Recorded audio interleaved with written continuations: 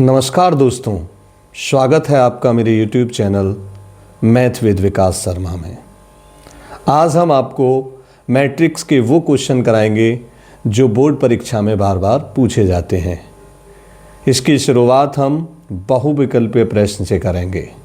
इसमें सबसे पहला प्रश्न है, यदि आव्यूह A और B के क्रम से P गुणा Q और Q गुणा R हैं तो AB का क्रम है। तो AB का क्रम है। हम देख रहे हैं आव्यूह AB का क्रम, A का क्रम है P गुणा Q और B का क्रम है Q गुणा R। Q यहाँ भी है और Q इस आव्यूह में भी है, तो बेटा ये दोनों में कॉमन है। यहाँ पे P और यहाँ R, इसलिए AB का क्रम हो गया P गुणा R। पहला विकल्प बिल्कुल सही है। प्रश्न संख्या 2, यदि 3 गुणा 3 की कोटि के ऐसे आव्यूह की कुल संख्या कितनी होगी जबकि प्रविष्टियां 0 या 1 हैं। संभव आव्यूह की संख्या 2 की पावर 3 गुणा 3, यानी जितनी कोटि का आव्यूह है वो 3 गुणा 3 का है, तो वो हो गया 2 की पावर 3 गुणा 3, यानी 2 की पावर 9। वो हो गया 2 की पावर 9 का मतलब होता है 512, यानी पहला वाला विकल्प बिल्कुल सही है। यदि A एक वर्ग आव्यूह है, यानी तीसरा क्वेश्चन है, यदि A एक वर्ग आव्यूह है, A स्क्वायर बराबर A, तो A प्लस I का होल क्यूब माइनस 7A होगा। इसका सॉल्यूशन हम कर रहे हैं। A प्लस I का होल क्यूब हमने खोला, वो होता है बेटा A की क्यूब प्लस I की cube plus 3AI into A plus I minus 7A। A की क्यू को बेटा हम A स्क्वायर इंटू A लिख सकते हैं। इसको A स्क्वायर इंटू A इसलिए लिख रहे हैं क्योंकि A स्क्वायर की वैल्यू हमारे पास है A, तो इसकी जगह A स्क्वायर की जगह हमने A लिख दिया इंटू A। I की क्यू का मतलब है आइडेंटिटी मैट्रिक्स। I की क्यू का मतलब है I की 3 बार गुणा, मतलब I ही आएगा। I की कितनी भी बार गुणा करें तो I आता है, तो I की क्यू का मान हो गया I प्लस 3AI, यानी आइडेंटिटी मैट्रिक्स में हम किसी भी मैट्रिक्स की मल्टीप्लाई करते हैं तो वही आता है, यानी I की गुणा A में है तो A आएगा, यानी AI की जगह हमने A लिख लिया। यहाँ पे है A plus I minus 7A। बेटा A स्क्वायर की जगह A रख लिया तो ये हो गया A इंटू A, यानी A स्क्वायर, फिर ये I हो गया, 3A की हमने अंदर मल्टीप्लाई करी तो ये हो गया 3A स्क्वायर, और 3A की हमने I में करी तो ये हो गया 3IA, और ये है माइनस के 7A।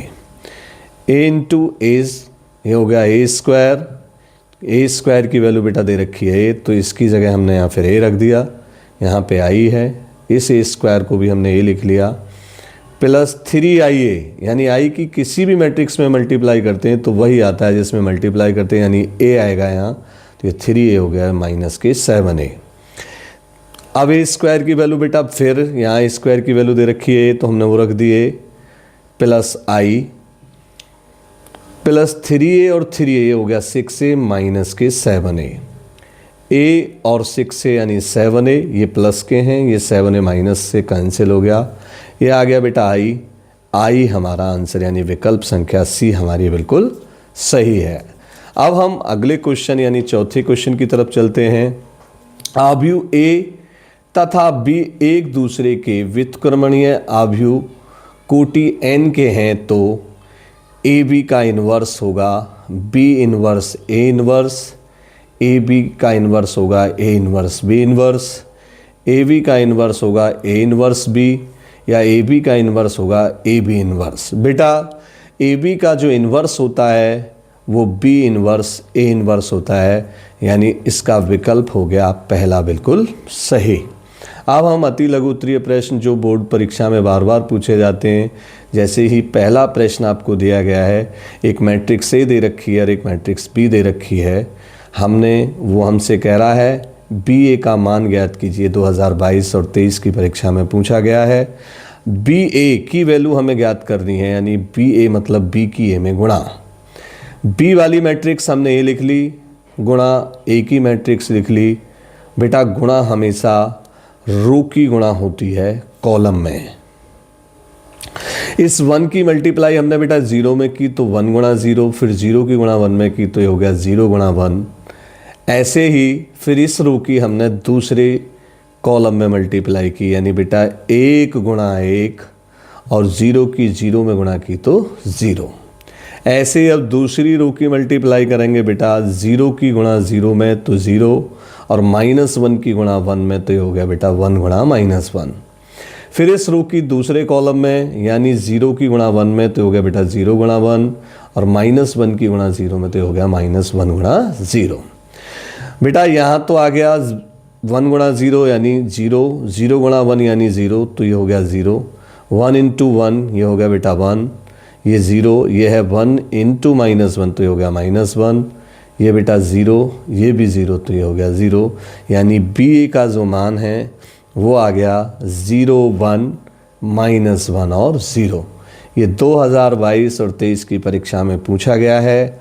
अगला प्रश्न है बेटा, यदि एक मैट्रिक्स दे रखी है तब सिद्ध कीजिए ए डैश का डैश बराबर है ए के।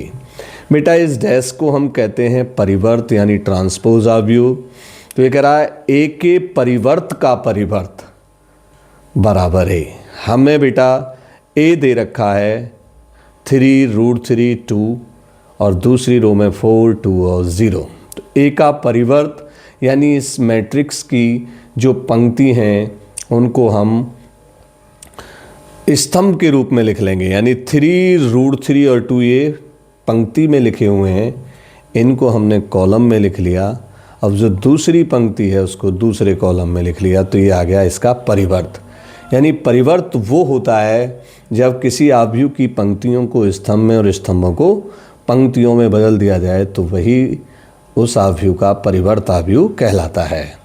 फिर ये कह रहा है परिवर्त का भी परिवर्त। तो बेटा हमने ए डैश का डैश फिर किया, तो जो इसकी रो है उसको हम कॉलम में लिखेंगे। तो ये 3 और 4 रो में हैं, इनको फिर कॉलम में लिख दिया, फिर दूसरी रो को फिर कॉलम में लिख दिया, तीसरी रो को भी फिर कॉलम में लिख दिया।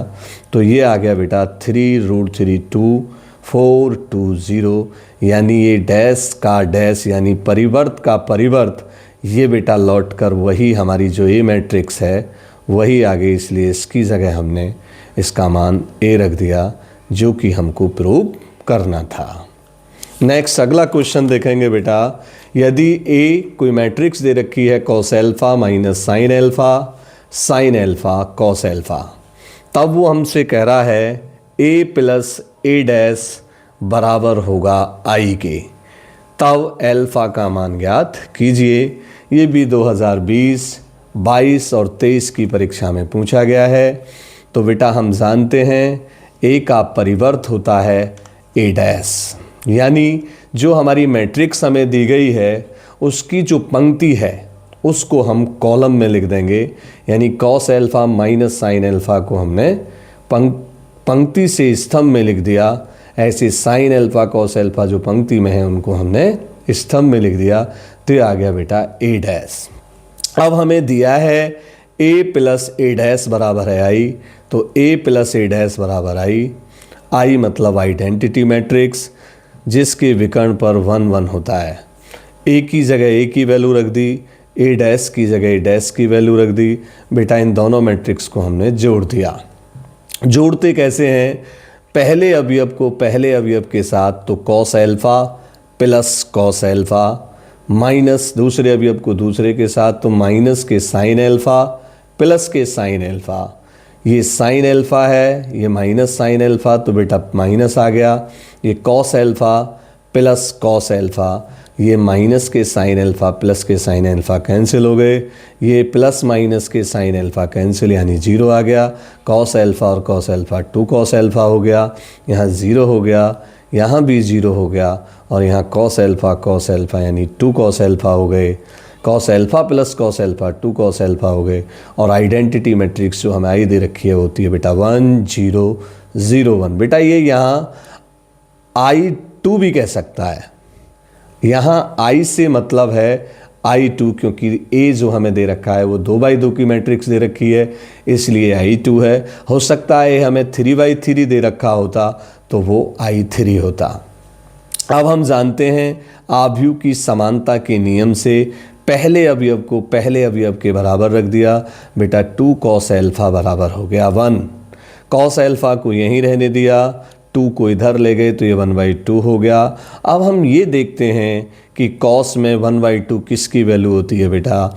कॉस में 1/2 बेटा कॉस 60 की वैल्यू होती है, और कॉस 60 को हम रेडियन में कॉस π/3 लिख सकते हैं, यानी अल्फ़ा की वैल्यू यहाँ आ गई बेटा π/3। यही हमारा आंसर हो गया, जो बोर्ड परीक्षा में 20 और 22 23 में परीक्षा में पूछा गया है। परीक्षा की दृष्टि से बेटा ये बार बार परीक्षा में आ रहा है, ये बहुत अच्छा क्वेश्चन है, इसको ज़रूर करिए। नेक्स्ट अगला क्वेश्चन देखेंगे। एक मैट्रिक्स बेटा ए दे रखी है और एक मैट्रिक्स बेटा बी दे रखी है। ये कह रहा है 2a + 3x = 5 भी हो तो x ज्ञात कीजिए। ये 2023 की परीक्षा में पूछा गया है। 2a + 3x = 5b। यहाँ बेटा ए की जो ए मैट्रिक्स है उसकी वैल्यू रख दी। यहाँ पे जो x है उसका हमें पता नहीं है, ये x हमें ज्ञात करना है। 5 और ये जो b है, जो b मैट्रिक्स दे रखी है उसकी वैल्यू रख दी। बेटा इसमें 2 की मल्टीप्लाई कर दी, सभी में मल्टीप्लाई होती है, ऐसा नहीं है कि हमने 8 में ही करनी है, मल्टीप्लाई सभी अवयवों में अलग अलग होगी। 2 की गुणा हमने 8 में की तो 16 आ गया, 2 की गुणा 4 में की तो बेटा 8 आ गया, 2 की गुणा 3 में की तो 6 आ गया, 2 की गुणा 0 में, ऐसे ही 2 की गुणा -2 में तो -4 आ गया, 2 की गुणा 6 में तो 12 आ गया, प्लस 3x। 5 की भी गुणा यहाँ सभी अवयवों में कर दी तो 5 दूनी 10 हो गया, -10 हो गया, 20 हो गया बेटा, 10 हो गया बेटा, -25, और यहाँ 5 की गुणा 1 में तो 5 हो गया। अब इस मैट्रिक्स को हम उठाकर इधर ले गए, ये इधर प्लस में है तो इधर आके माइनस में हो गई। अब इस मैट्रिक्स में से इस मैट्रिक्स को हमें माइनस करना है। माइनस कैसे करते हैं बेटा, जैसे हम अब मैट्रिक्स को जोड़ते हैं वैसे ही हम मैट्रिक्स को घटाते भी हैं। पहले अवयव में से पहले अवयव को तो 10 - 16 हो गया, -10 में से 0 को कर दिया, घटा दिया, 20 में से -8, 10 - -4, और ये हो गया -25 -6, ये हो गया बेटा 5 - 12, ये आ गया बेटा 10 में से 16 गए तो -6, 20 - 8 12, -25 -6 बेटा -31, -10, 10 माइनस प्लस 4 यानी 10 + 4 14 हो गया, 5 - 12 यानी बेटा माइनस के 7। ये x के पास जो 3 है इसको हम इस मैट्रिक्स के इधर बराबर लेके आएंगे तो बेटा ये अपॉन में आएगा, तो यानी यह आ गया 1/3।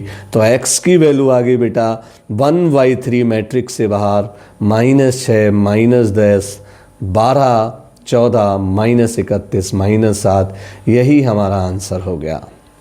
अब लास्ट क्वेश्चन है आज का बेटा, यदि x + z बराबर है 5, y + z बराबर 7, x + y + z बराबर 9, तो x, y तथा z के मान ज्ञात कीजिए।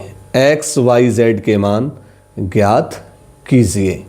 हमें बेटा x, y, z के मान ज्ञात करने हैं, तो हम जानते हैं x प्लस आव्यूह की समानता के नियम से ये x + z 5 के बराबर हो गया जिसको हमने समीकरण 1 मान लिया, ये y + z 7 के बराबर हो गया जिसको हमने समीकरण 2 मान लिया, ये x + y + z बराबर हो गया 9, ये समीकरण 3 हो गई।